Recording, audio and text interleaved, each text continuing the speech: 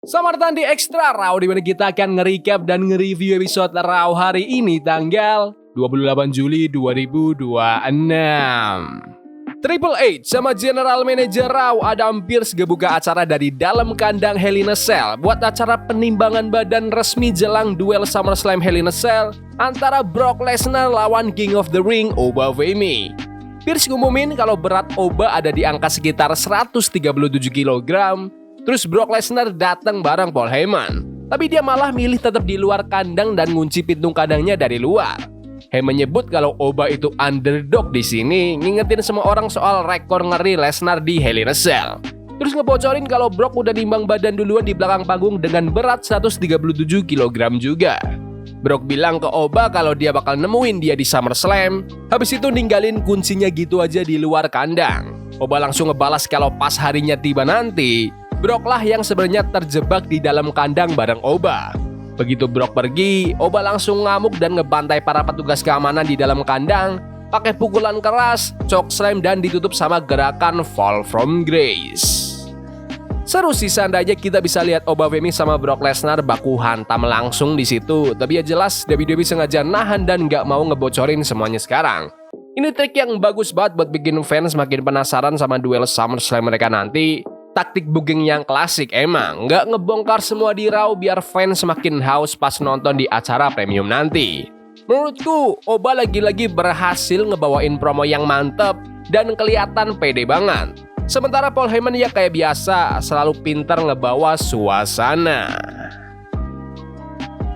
Ada tayangan video yang ngulas balik persaingan sengit antara Roman Reigns sama Seth Rollins, khususnya fokus ke duel mereka di Royal Rumble 2022. Roman nginget betapa emosinya dia waktu Seth keluar pakai kostum The Shield, sedangkan Seth ngaku kalau dia udah berhasil ngerenggut jiwanya Roman, meskipun dia nggak menang di pertandingan itu. Roman juga bilang kalau dia sengaja bikin dirinya kena diskualifikasi daripada harus ngebiarin Seth pulang ngebawa sabuk juara. Gak lama habis itu, Roman Reigns kelihatan baru sampai di arena bareng Jimmy Uso, Jey Uso, dan Jake Fatu. Logan Paul ngeledek Otis habis-habisan, sekalian nyenggol perasaan Otis ke Maxxine Dupri. Maxxine sendiri nimpali kalau keputusannya udah bulat. Karena menurut Maxxine, The Vision lah masa depan yang sebenarnya. Masuk ke pertandingan pertama di Raw hari ini, The Vision, Braun Breaker sama Austin Theory lawan Alpha Academy, Otis sama Akira Tozawa di laga tag team. The Vision sempat bikin Tozawa ngelawan sendirian di sebagian besar pertandingan, sampai akhirnya Otis berhasil masuk dan ngebalikin keadaan sebentar lewat aksi-aksi power move-nya yang mantap. Pas di menit-menit akhir, Logan Paul sengaja mengalihkan perhatian wasit. Bikin Theory dapat celah buat bangkit habis diserang Tozawa. Gak lama, Breaker langsung ngehantam Tozawa pakai spear untuk memenangkan pertandingan. Habis pertandingan kelar, Breaker sama Theory masih terus ngehajar Tozawa sampai akhirnya Otis turun tangan ngebantu. Otis sudah sempat naik ke tali teratas, tapi Maxxine Dupri keburu ngerusak fokusnya. The Vision langsung manfaatin momen itu buat ngehantam Otis pakai double team powerbomb, disusul spear balasan dari Breaker. Theory ngerasa jumawa dan bilang kalau Maxxine udah milih mereka sebelum akhirnya ngehantam kepala Otis pakai kursi. Otis pun tergeletak kapok pas anak-anak The Vision jalan keluar. Kemenangan yang telak buat The Vision, mereka benar-benar manfaatin keunggulan jumlah buat bikin trik licik dan itu berhasil ngasih mereka kemenangan. Otis emang populer dan Akira Tozawa banyak yang suka, tapi mereka jujur aja jarang banget menang. Braun Breaker kelihatan dominan pas dapat poin kemenangan. Sayang banget sih Braun gak masuk di daftar pertandingan di SummerSlam.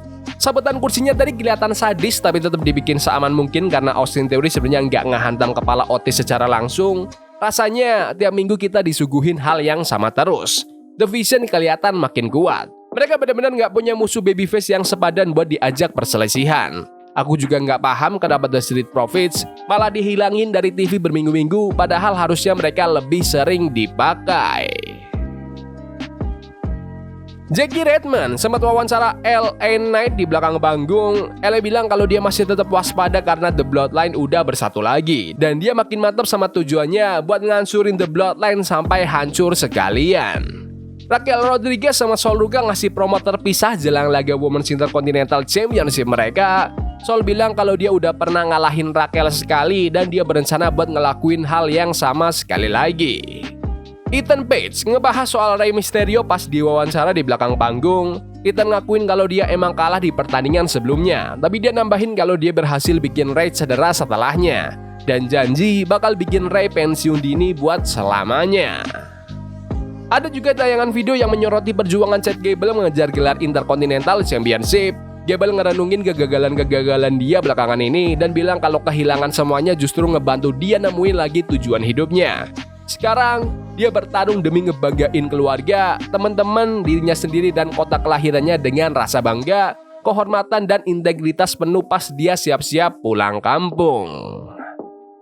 Io Sky sempat ngomongin soal kesempatannya ngeraih gelar Women's World Championship mendatang. Dia bilang kalau dia udah ngebuktiin dirinya lebih jago daripada Liv Morgan di Night Out Champions. Nyebut Liv sok heboh atau sombong dan bersumpah bakal ngalahin dia lagi buat jadi Women's World Champion yang baru. Lanjut, Rusev duel lawan Javon Evans di laga tunggal. Di awal-awal, Javon pintar ngebawa tempo lewat kecepatannya buat bikin Rusev kewalahan. Tapi Rusev berkali-kali bisa ngambil kendali permainan lagi berkat serangan fisiknya yang ampuh dan terus-terusan mengincar Javon sepanjang laga. Tapi Javon gak nyerah gitu aja, dia terus melancarkan serangan balasan, berhasil lolos dari kuncian Accolade dan bertahan dari gempuran Rusev. Pas di detik-detik akhir, Javon berhasil nangkis serangan Rusev, ngelepasin jurus OG Cutter untuk memenangkan pertandingan. Aku suka sama pertandingan yang ini. Penampilan yang luar biasa dari mereka berdua, terutama Javon Evans yang benar-benar mencuri perhatian lagi. Rusev ngebawa peran heel yang agresif dengan bagus, sementara Javon gak ada matinya buat ngelawan balik. Aku paling suka momen pas Javon berhasil ngeraih tali pas dikunci Accolade. Penonton langsung heboh banget ngerasa itu momen krusial. Aksi comeback dari Javon juga seru dipantau, bikin penonton makin antusias ngedukung dia. Plus, gerakan OG Cutter-nya emang kelihatan keren parah. Tolong dong kasih Javon kesempatan tanding lebih banyak lagi. Video berikutnya ngelanjutin drama persaingan Roman Reigns dan Seth Rollins dengan muter ulang momen WrestleMania 40. Roman ngelamunin momen waktu dia ngehantam Seth pakai kursi di laga utama dan bilang kalau dia emang kehilangan lebih dari 4 tahun jalan hidupnya, tapi dia sama sekali nggak nyesel udah ngebantai Seth waktu itu. Byron Saxton sempat wawancara anak-anak The Vision di belakang panggung habis insiden penganiayaan Otis. Byron ngabarin kalau Otis terpaksa absen sampai batas waktu yang nggak ditentukan. Bukannya minta maaf beneran, Logan Paul malah ngeledekin kondisi itu.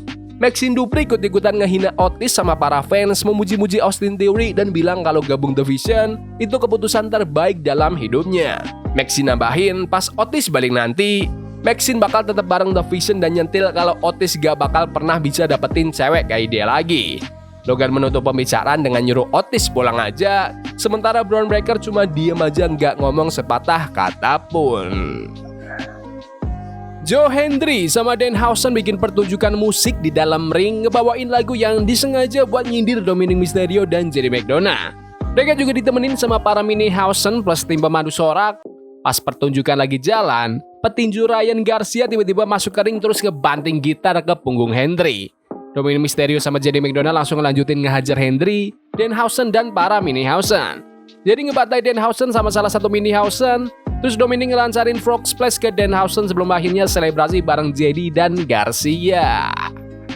Konsernya bener-bener jelek banget. Aku sih suka sama Joe Hendry dan Danhausen, tapi segmen ini asli nggak banget. Aku malah bersorak pas Ryan Garcia ngehantam Hendry pakai gitar. Soalnya itu artinya nyanyian aneh itu akhirnya kelar juga. Durasinya kelamaan, kepanjangan, tapi ya udahlah. Ini emang cara cepat buat bikin penonton makin gedek sama Dominic Mysterio jelang tanding lawan Danhausen di SummerSlam nanti. Ini salah satu segmen paling garing yang pernah dijalani Danhausen sepanjang karirnya di WWE sejauh ini. Ada tayangan video yang nampilin Penta lagi ngerenungin perselisihannya sama Chad Gable. Penta bilang kalau dia udah memaafkan Gable, tapi kata maaf gak bakal bisa menghapus masa lalu. Dia nambahin kalau Gable udah ngingetin dia kenapa dia harus tetap berjuang demi warisan karirnya, sabuk juaranya dan orang-orang yang selalu percaya sama dia. Terus ada video pengumuman yang ngabarin kalau Big Cass bakal comeback di episode Raw minggu depan. Cass bilang kalau habis berada di titik terendah dalam hidup, satu-satunya pilihan yang tersisa adalah bangkit naik lagi dan ngebuktiin kalau semua orang yang remehin dia itu salah besar. Lanjut ke pertandingan berikutnya, Ethan Page lawan Rey Mysterio di laga tunggal. Di awal-awal, Ray ngandelin kecepatan sama counter lincahnya. Tapi Ethan pelan-pelan ngatur tempo pertandingan dengan ngincar bagian rusuk dan punggung Ray pakai serangan-serangan fisiknya yang keras. Ray sempat bangkit, bahkan nyaris ngalahin Ethan lewat serangkaian serangan balasan.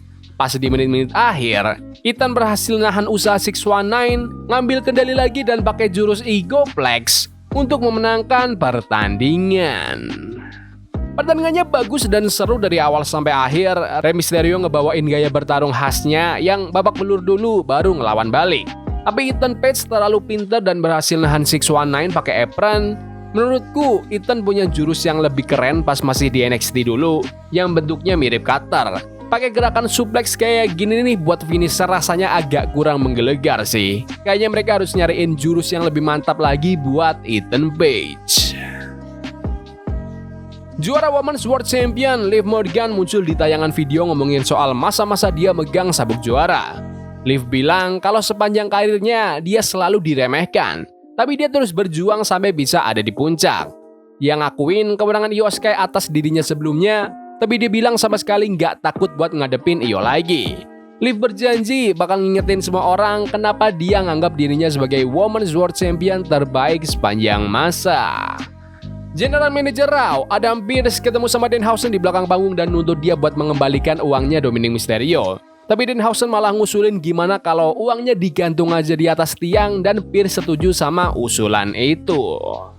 Lanjut, ke Jey Uso sama Jimmy Uso naik ke ring ngomong di depan penonton jelang SummerSlam sambil ngasih peringatan keras ke Solo Sikoa, Royce Kiss, dan LA Knight. Solo ngebales dari arah penonton, ngaku kalau dialah perwakilan The Bloodline yang asli. Terus bilang ke The Usos kalau mereka nggak punya peluang sama sekali di SummerSlam. Dia ngeledekin Jey Uso, ngehina Roman Reigns, dan nyuruh Roman buat nyium bokongnya. LA Knight langsung motong pembicaraan dan bilang kalau Solo ngerasain hal yang sama kayak yang dia rasain. Sebelum akhirnya ngingetin kalau Solo udah bikin dia dan Royce Kiss kalah di pertandingannya masing-masing. LA bilang mereka bakal menuntaskan semuanya di SummerSlam sebelum akhirnya jalan menuju ring. Baku hantam langsung pecah antara Solo, LA Knight, dan The Usos. Jacob Fatu datang ngebantu The Usos, sementara Royce Kiss masuk buat nge-backup Solo. Solo hantam Jacob pakai Samoan Spike, Royce ngelanjutin pakai Spinebuster, dan LA ngasih BFT ke Jacob sebelum akhirnya anak-anak The Bloodline mundur ke luar ring. Sementara timnya LA Knight berdiri gagah di dalam ring. Ini segmen yang lumayan oke buat memanaskan laga six-man tag team mereka di SummerSlam nanti. Batasan peran karakter di sini agak lumayan abu-abu sih, soalnya The Usos sama Jacob Fatu kelihatan kayak karakter heel tapi malah dapat sorak dukungan dari penonton. Solo Sikoa malah jadi kayak karakter babyface padahal nggak ada proses perpindahan peran yang jelas. Minggu lalu The Bloodline yang dapat angin segar, jadi yang nggak kaget kalau minggu ini giliran LA Knight, Royce Kiss, sama Solo yang kelihatan dominan di akhir. Aku jadi penasaran apakah Solo Sikoa nanti bakal mengkhianati timnya buat gabung ke The Bloodline atau mungkin itu rencana buat jangka panjang. Masuk ke Sol Ruka yang mempertahankan sabuk Women's Intercontinental Championship-nya lawan Raquel Rodriguez. Sol sempat menguasai sebagian pertandingan lewat serangan-serangan atletisnya yang lincah, tapi Raquel langsung ngebalas pakai keunggulan kekuatan fisiknya. Lyra Valkyria kelihatan mantau pertandingan dari belakang panggung, sementara Roxanne Perez muncul di pinggir ring. Liv Morgan juga ikut-ikutan rusuh dan ngehajar Io Sky di luar ring. Pas di detik-detik krusial, Roxanne nahan Sol biar nggak bisa ngelepasin jurus Soul Snatcher, bikin Raquel manfaatin celah itu buat ngelancarin Tehana Bomb untuk memenangkan pertandingan dan merebut gelar Women's Intercontinental Championship. Raquel langsung selebrasi setelahnya bareng Liv Morgan dan Roxanne Perez. Pertandingan mingguan yang lumayan lah, lengkap sama aksi pengalihan perhatian yang udah ketebak dari cewek-cewek The Judgment Day yang ngebantu Raquel Rodriguez menang. Aku sih nggak kaget-kaget amat sama perpindahan sabuk ini. Secara Raquel kayak dikasih jatah tanding ulang gitu aja, yang bikin aku udah nebak dia bakal nyabet gelar. Tapi menurutku WWE agak kurang maksimal ngemas Sol Ruka pas jadi Women's Intercontinental Champion. Soalnya pas Sol megang sabuk, gak ada perselisihan yang bener-bener berkesan. Cuma tanding beberapa kali, habis itu langsung kehilangan sabuknya gitu aja. Video Rewind nampilin lagi perjalanan persaingan antara Roman Reigns sama Seth Rollins, termasuk momen di WrestleMania 41. Seth bilang kalau dia bakal selalu selangkah lebih maju dibanding Roman. Sementara Roman ngebalas kalau Seth gak bakal pernah sukses cuma dengan cara meniru dirinya pakai grup bentukannya sendiri. Waktunya main event. Roman Reigns masuk ke ring tapi Seth Rollins keburu motong sebelum Roman sempat ngomong. Seth bilang kalau dia nerima-nerima aja jadi villain soalnya dia selalu punya cara buat sukses.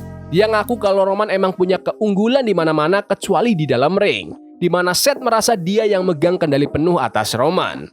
Seth nyenggol pertandingan Royal Rumble di tahun 2022 mereka, bilang kalau Roman gak bakal bisa ngalahin dia tanpa bantuan orang luar, dan mendoakan Roman gak punya harapan sama sekali di SummerSlam. Roman ngebalas kalau Seth itu nggak ngerti seberapa besarnya pertaruhannya di sini. Dia nyebut dirinya sebagai satu-satunya superstar dan juara sejati, dan bilang kalau dia harus ngalahin Seth biar keluarganya dan seluruh industri ini bisa ngelihat itu langsung pakai mata kepala sendiri. Seth malah ngebahas momen pas dia nyairin koper Money in the Bank di WrestleMania 31, terus bilang kalau dia berharap keluarga Roman bisa hadir di SummerSlam biar bisa ngelihat Roman kalah lagi. Seth ngatai Roman penipu, pecundang dan bilang kalau Roman bakal selalu jadi bitch-nya Seth Rollins. Roman langsung nyerang Seth pakai pukulan bertubi-tubi sebelum daratkan Superman Punch dan Spear. Roman terus ngambil kursi tapi Seth berhasil balikan keadaan pakai Stomp tepat di atas kursi tersebut. Seth pun berdiri di atas tubuh Roman pas episode Raw hari ini berakhir. Aku suka sama segmen ini. Seth Rollins ngasih poin-poin yang jelas soal gimana dia selalu selangkah lebih maju dari Roman Reigns di masa lalu, dan dia bakal ngelakuin hal itu lagi di SummerSlam. Roman cuma ngebalas dengan nyebut kalau dia figur yang lebih besar. Aku suka pas Seth bikin ini jadi masalah pribadi dengan ngebahas betapa kecewanya keluarga Roman pas WrestleMania 31 waktu Seth curi gelar WWE dari Roman, dan itu emang cerita yang real dulu. Menurutku penataannya bagus banget, mereka eksekusinya juga mantep. Kayaknya sih Seth bakal kalah lawan Roman di SummerSlam nanti, dan aku yakin itu yang bakal terjadi. Oke, secara keseluruhan aku bakal sebut ini episode Raw yang bagus, tapi ya ada beberapa momen jelek yang gak begitu menarik, kayak konsernya Joe Hendry sama Danhausen. Tapi aku seneng sama segmen utama Seth Rollins, Roman Reigns, dan udah gak sabar nungguin duel mereka di SummerSlam. Kalau segmen Oba Femi sama Brock Lesnar itu contoh kasus bikin penonton makin penasaran. Gak tahu sih apa itu pilihan terbaik buat mereka, soalnya lihat mereka baku hantam langsung pasti jauh lebih keren. Semua pertandingan di episode kali ini nampilin pegulat-pegulat yang gak dapet jatah tanding di SummerSlam. Agak ragu apa itu strategi yang pas. Menurutku harusnya mereka bisa berbuat lebih buat mempromosikan laga-laga SummerSlam. Tapi soal pertandingannya sendiri, selamat buat Raquel Rodriguez yang akhirnya bisa dapat gelar tunggal lagi. Menurutku, Javon Evans sama Ethan Page juga sama-sama tampil impresif pas menang. Tapi aku belum ada bayangan mereka mau dibawa kemana habis ini. Secara mereka masih pegulat papan tengah yang belum jelas arah jalurnya. Tapi menurut kalian gimana Raw hari ini? Bagus? Gak bagus? Komen di kolom komentar.